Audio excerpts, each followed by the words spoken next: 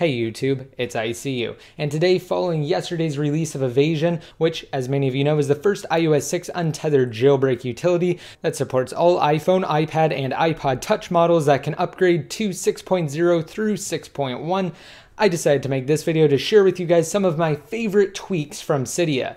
Now, I was very careful in compiling this list because I had to make sure that all of them would function on the iPhone 5 because that's what I'm actually using for this video, and I had to mostly select universal tweaks, so a lot of them should work on iPad and iPod touch models as well. Alright, and without any further ado, let's jump in. I'm going to go over a list of top Cydia tweaks, and they're in no particular order. However, I wanted to start out with my favorite, so coming in position number 1, we have Activator. It's actually automatically installed by SB settings, and a lot of people overlook it and they don't take advantage of its full functionality. Now, opening up Activator, select where you want to set it up. So let's just do at home screen, and then from here you get a ton of different options, and these are combinations of hardware button reassignments to things like gestures and various on-screen actions. And let's actually go down to icon spread. So in theory, when I'm on the SpringBoard, when I spread the icons apart, it should do whatever I have it set to do. And just for the sake of this video, let's have it activate SB settings. And I also have Activator set to emulate the home button if I do a 3 or 4 finger pinch inside of an application. So let's do that now to demonstrate. So as you can see, it did go to the home screen, and let's do that icon spread that we just set, and it does pop up. Also, I have a ton of other actions set up as well, such as double tapping in the top right hand corner brings up my multitasking tray, and pinching on the icons actually locks the screen. And for the second tweak in this video, we have SB settings, which integrates quite nicely into Notification Center. As you can see, we have the SB settings options right here. It allows you to do things such as change the brightness level without going into the settings application, toggling on or off Wi-Fi, as well as various other settings. And you can also do things like directly respring your device or reboot it straight from within Notification Center. And you can also enable the option to actually have an SB settings window, which is kind of redundant with Notification Center, which is why I don't use the window pop-up method anymore. And SB settings also offers more functionality, such as the ability to actually set a custom carrier. As you can see, instead of displaying the normal AT&T letters, it now displays ICU ID for I crack your iDevice. And for the third tweak, we have BiteSMS for iPhone users. It's essentially a custom text message application that replaces your normal Messages app, and it will allow you to send iMessage, SMS, and MMS messages. So you may be asking, well, what's the point of BiteSMS? It offers a slew of awesome features that you can set. For instance, you can enable a text message signature. However, what I mostly use it for is its quick message and quick reply functionality. So let me give you a quick example of what I mean. I'm just going to send myself a text message from my iPod Touch here, and once it comes through, I will be able to quick reply to that message. Alright, so all I have to do is just tap on it, and it brings up quick reply. Now I can actually swipe down here to view the full text message history.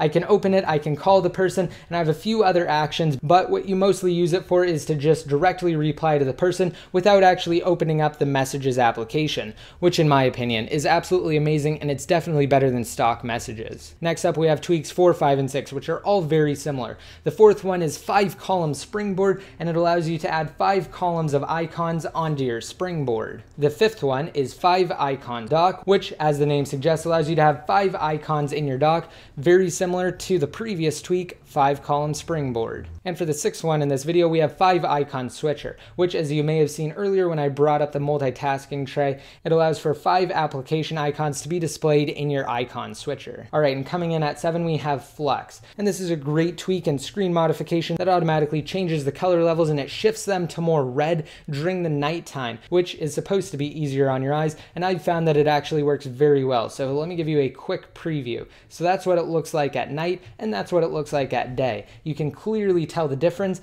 and even though it can throw off the colors, it's definitely great and worth checking out. For 8, we have Bolt, which, as you may have noticed by now, I actually don't have a battery icon. Instead, I just have the percentage, and that's all Bolt does. It removes the battery icon, and if you're familiar with jailbreaking, you'll know that the more real estate you can get in the top status bar, the better, because a lot of tweaks actually do use the status bar for various things, such as notifications. And for number 9, we have icon renamer, which, as the name suggests, allows you to rename applications. All you have to do is get them into the wiggle mode, tap on one of the applications, and then simply change the name to whatever you want it to. So let's just change the name of iTunes to A, and we'll set that and apply that. So now, as you can see, iTunes has been replaced with just an A. And for number 10, we have multi-icon mover, which allows you to move multiple icons at once. So let's say this page is getting too crowded, or we want to move applications on this page to another page. What we can do is tap and hold to get the applications into wiggle mode, and then just tap on them to get that red check mark. Of course, because I also have icon renamer installed, it's bringing up the prompt to rename the application. So if you have both of them installed, all you have to do is hit cancel,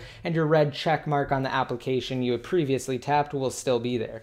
So let's move a couple of applications. I'm just going to select 2 from that page, and I want to also select 2 from this page. Now, once I have my application selected, all I have to do is go to the page I want to move them to, and then press the home button, and it will move all of those applications at once, which is actually very useful. And this is a really old tweak. I don't see why Apple hasn't included this functionality directly into iOS yet. Now, for number 11, we have IntelliScreen X6, and this is really an awesome tweak. I don't have time to fully get into it in this video, but as you can see, what it essentially does is it places your notification center directly on your lock screen, and you can access anything that you would normally be able to access in Notification Center. It has a bunch of different customizable options, and you can even swipe over to do things like post to Facebook and Twitter, or even check various RSS feeds.